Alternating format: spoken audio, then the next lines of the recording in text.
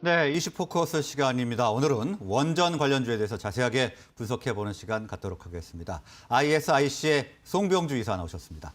어서 오십시오. 네, 안녕하십니까. 네, 안녕하십니까. 네. 자, 오늘 원전주 준비를 해주셨는데 문재인 대통령이 원전 재가동을 시사하는 이제 발언을 하면서 원전 관련주가 지금 주목을 받고 있습니다. 현재 현황이 좀 어떤지 좀 살펴볼까요? 네, 일단 문재인 대통령 발언 이전에도 원전 관련주들이 시장에서 상당히 큰 폭의 변동성을 나타내면서 시장에 좀 관심도가 좀 많이 높아진 상황이었는데요.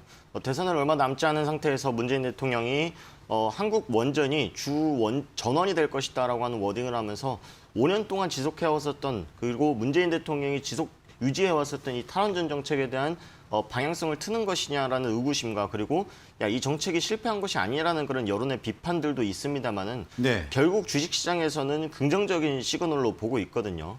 뭐 문재인 대통령이 틀렸다 맞았다 이런 갑론을박을 할 필요는 없을 것 같고 중요한 것은 전 세계적으로 이 원전 가동률이 높아지면 높아졌지 낮아지고 있지는 않다라는 것들을 본다라고 하면은 결국 우리나라도 가야 될 수밖에 없는 길이다라는 부분들을 이번 문재인 대통령도 시사를 한 것 같습니다. 그래서 최근 들어서 이 대통령의 발언뿐만 아니라 크고 작은 그런 원전 관련된 시장 쪽에서의 그런 이슈들이 좀 많이 상존해 있는데요.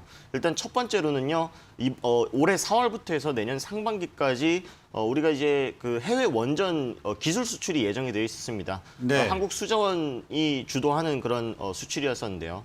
다음 달에 예정돼 있는 이집트 원전 수주 같은 경우에는 총 규모가 300조 원 정도 규모가 되고 그중에서 3조 원이 우리 한수원에서 도맡아서 공사를 진행하기로 했었습니다. 근데 이제 하필이면은 러시아랑 우크라이나 사태가 불거지면서 러시아도 사실 이 전쟁이 장기화되기를 원치는 않았었거든요. 빠르게 전쟁을 끝내서 최소한의 그런 민간인 피해를 만들고 그리고 빠르게 전쟁 항복을 받아내서 본인들이 원하는 문서에 대한 서명을 좀 받고자 희망했었습니다만은 많은 국가들에서 우크라이나에 대한 지지 그리고 우크라이나에서 강한 이 저항을 나타내다 보니까 이 전쟁이 장기화되고 있습니다. 결국에는 이런 해외 원전 수주에 대한 그런 계획들이 좀 물거품되거나 차질이 생긴 것 아니냐라는 의구심과 불안감이 좀 조성이 되고 있는 상황들이고요. 하필이면은 죄송합니다. 다음 달 4월 달에 예정돼 있었던 이집트 원전 수주 같은 경우에는 우리나라는 3조 원 규모지만 공사를 총괄 진행하는 게 러시아 기업이거든요. 러시아 기업이 300조 원 정도 규모의 공사를 도맡아서 하기로 했었습니다. 그중에서 우리나라가 3조 원을 따낸 건데 하필이면 이제 미국이라든가 많은 국가들이 러시아를 상대로 많은 금융적인 그리고 경제적인 제재를 하면서 이것도 좀 무산이 될 가능성이 좀 높지 않을까라고 하면서 안개 속으로 좀 접어드는 상황입니다. 근데 그에 비해서 좀 긍정적인 신호를 좀 본다라고 한다면은 우리가 며칠 안 남은 대선이 있지 않습니까?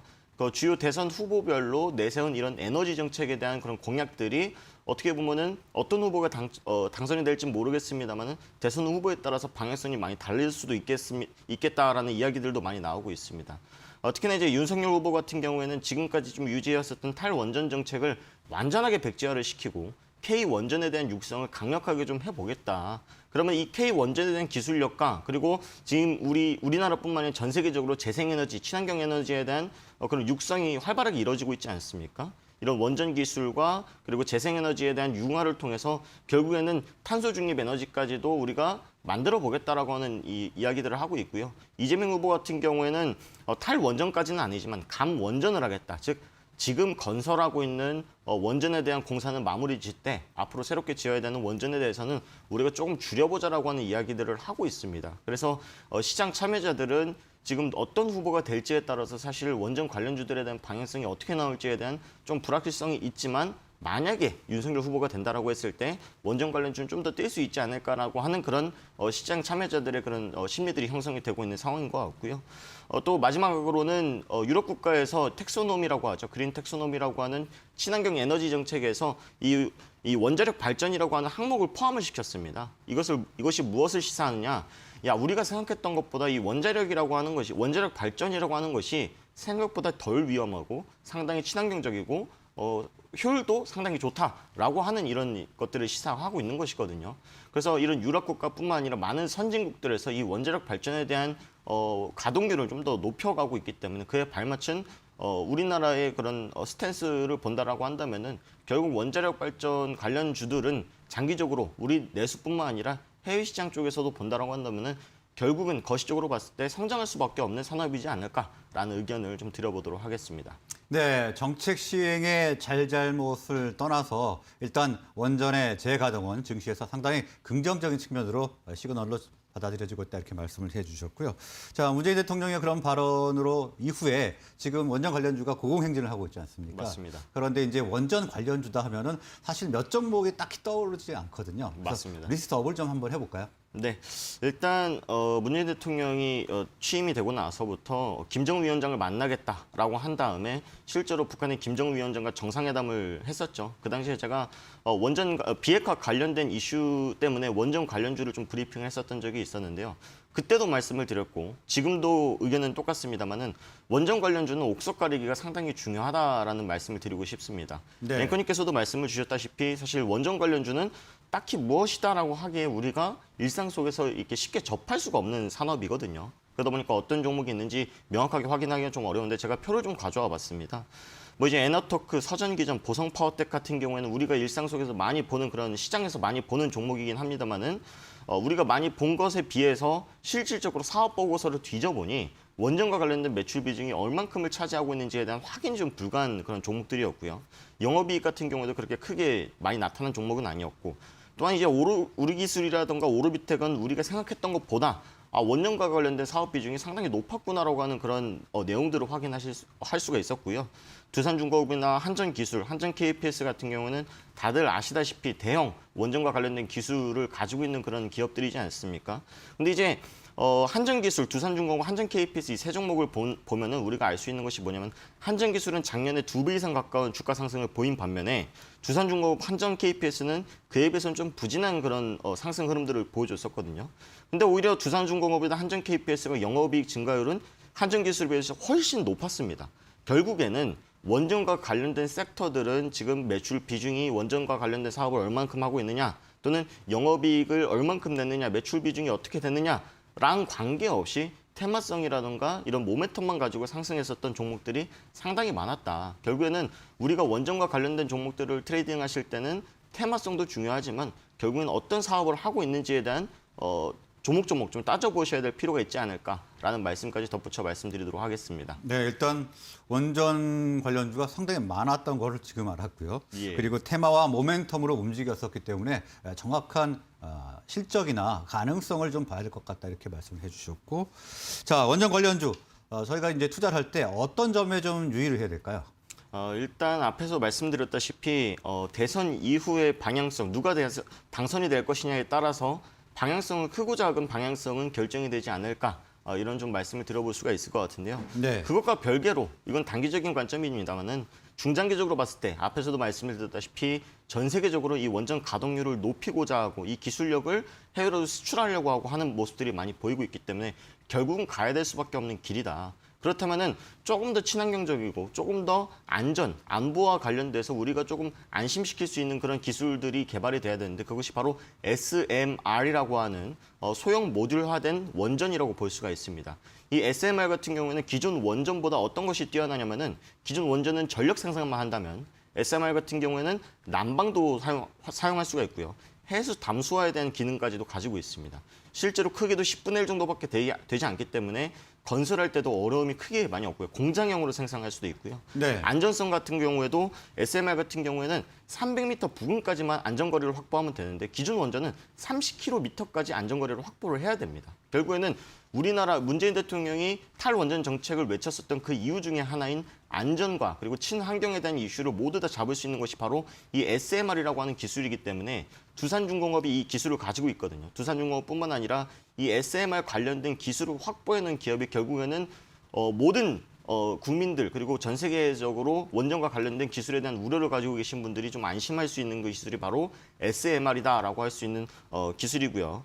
결국에는 이 SMR뿐만 아니라 앞에서 제가 표를 보여드렸습니다만 원전과 관련된 매출 비중이 얼만큼 가지고 있고 실제로 SMR 등 결국은 앞으로 가야 될 길에 대해서 계속적으로 기술력을 가지고 있고 실질적으로 매출을 내고 있는 그런 기업들을 선별하는 결국은 옥석 가리기가 필요한 상황이기 때문에 원전 관련주를 트레이딩 하실 때는 뭐 변동성이 좀 많이 나타나기 때문에 단타로 들어가신 분들도 많이 계시지만 결국에 사업 내용들을 꼭 확인을 하셔야 된다라는 중요한 좀 말씀을 좀 드려보겠고요. 원전과 관련된 종목들 중에서도 오르비텍 같은 경우는 원전과 관련된 기술이 있는 것이 아니고요. 원전을 공사를 할 때 용역을 제공을 하는 서비스를 제공하는 회사거든요. 매출 비중이 60% 이상이지만 원전 관련주로 엮여 있습니다만 결국은 서비스업에 용역 서비스업에 해당이 되는 사업을 하는 회사이기 때문에 이런 것들을 본다고 한다면은 섹터 내에서도 A 섹터, B 섹터 그 안에서 원전 내의 섹터 이동이 나타나고 있기 때문에 그 변동성에 주의를 하시면서 밸류에이션이 좀 높은 기업이다라고 한다면은 리스크 대비를 항상 하시면서 트레이딩 하시는 게 안전한 투자가 되시지 않을까라는 의견까지 드려보도록 하겠습니다. 네, 원전 관련주의 옥석 가리기가 필수적인 상황에서 일단 친환경 그리고 안전 이 두 가지 항목을 만족시키고 충족시킬 수 있는 기업에 대한 체크가 필요하다 이렇게 말씀을 해주셔서 SMR 관련 기업들을 주목할 필요가 있다 이렇게 분석을 해주셨습니다. 다음 관련해서 탑픽을 한번 좀 봐볼까요? 네, 오늘 제가 소개시켜드릴 종목은 한전기술이라고 하는 종목입니다. 네. 방송 시작 전에 앵커님께서 한전기술은 좀 무겁지 않습니까? 라는 질문도 주셨는데 맞습니다. 사실 지금 같은 변동성이 큰 시장에서 이렇게 좀 안전하고 좀 듬직한 만한 종목들이 좀 필요하지 않을까라고 해서 좀 오늘 가져와 봤는데요. 사실 한국전력 같은 경우에는 계열사인 한전기술과 한전 KPS와는 다르게 실질적인 원전과 관련된 기술을 가지고 있는 기업은 아닙니다. 근데 이제 그럼에도 불구하고 제가 가져온 이유는 한전기술, 계열사인 한전기술과 한전 KPS가 가지고 있는 원전 기술력에 대한 효과로 인해서 이에 대한 전력 생산에 대한 효율성과 좀 생산 능력이 좀 더 증가되지 않을까라는 가능성을 좀 보면서 좀 가져와 봤고요. 일단 뭐 전기라든가 가스 같은 이런 유틸리티 관련된 섹터들은 일단 무겁습니다. 무겁고 방향이 작은 이슈 하나로 이렇게 크게 오르락 내리락 하는 그런 종목들이 아니라는 거거든요.